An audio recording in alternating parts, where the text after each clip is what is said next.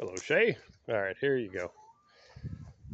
So, we've got two runners that go the length of this thing right here. These are 2 7/8 inch sucker rod, and whatever, you know what I'm talking about, drill stem.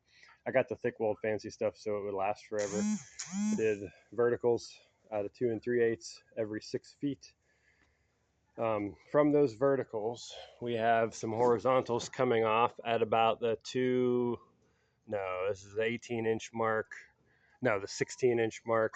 And at the top right here, this is probably 4 feet off the ground. The reason I'm making this gap right here, uh, 16 inches, is so that I can take a piece of plywood and cut it three times and get the length right there.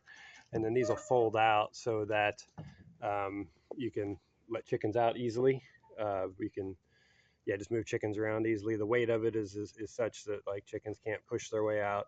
I actually use just 1-bys here that I cut on my bandsaw mill, obviously.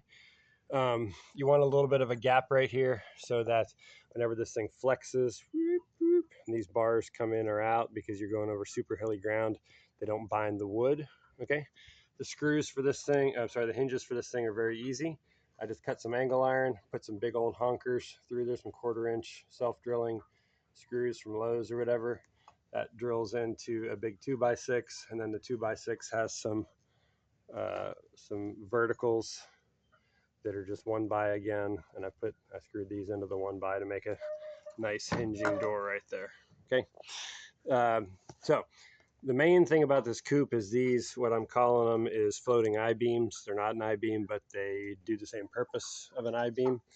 And these are about a foot apart, zigzag rebar welded in here.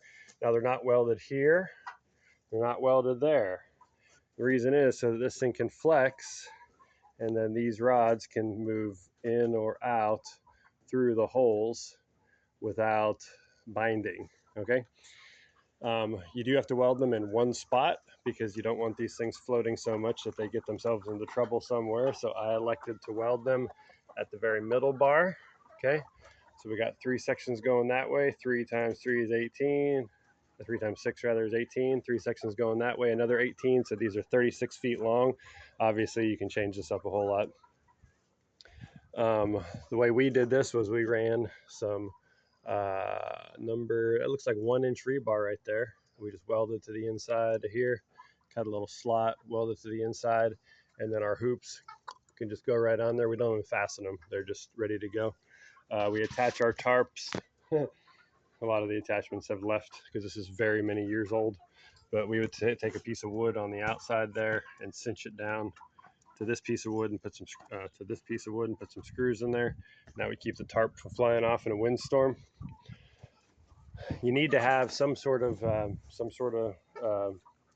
H-brace sort of deal welded in the front right here, because this has to be able to stay rigid, because as you're turning this thing left or right, there's a lot of stress that's going to transfer to that, from that wall to that corner, from the other wall to the other corner. So we just welded that little H-brace right there, and then coming off the front of our skids right here.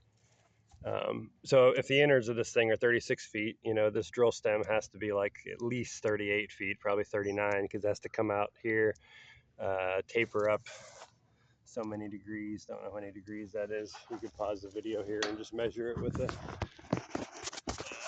little ruler, whatever you call it, an angle measure thingy. And then I grabbed from this corner to there, because that is then tying the rigidity of that wall into the H-brace there. Does that make sense? Because otherwise, if you don't have, it's basically a gusset. That's all that is a gusset. We've also got a gusset here to the top over here, so that we keep these walls from cracking right there. So those are just big gussets. That's all that is. I'm just using some rubber here.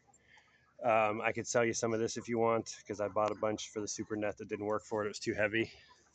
But we buy that from repurposedmaterials.com. So our hoops come over. I mean, you can do this any way you want. And I don't even know what we did up there. Yeah, I think I welded backbone with pipes that stick off, and then I took this pipe, not pipes, rebar that sticks off, like 1-inch rebar. And again, I just took these pipes, shoved them up onto there, and then that was good. I took some 2x4s right here, screwed them to the roof. I went, I drilled a hole through that pipe from the top, screwed the screw, a big old 1/4-inch lag, straight down into the wood so that would hold on real good. And that's held these feeders for many years. If you use treated lumber, it'd last even longer. That's about it. We do these roll up. Better close that. Yeah, it's an okay closing door. I have a better design, but not here. Okay, and then we just have that pipe right there that we staple or screw the edge of the tarp to, and then you can attach a handle to the other side, and you could roll it up. See right here, we have these guys just opened up, just propped up with these crates, just so they can come out during the day. This is our little handle, which needs a little repair, but it's just a piece of rebar that it needs some work. Something got broken in there. Anyway, so that's supposed to come out there and be able to wind it up or down. All right. Let me know if you have any questions. That's all I got. Thanks.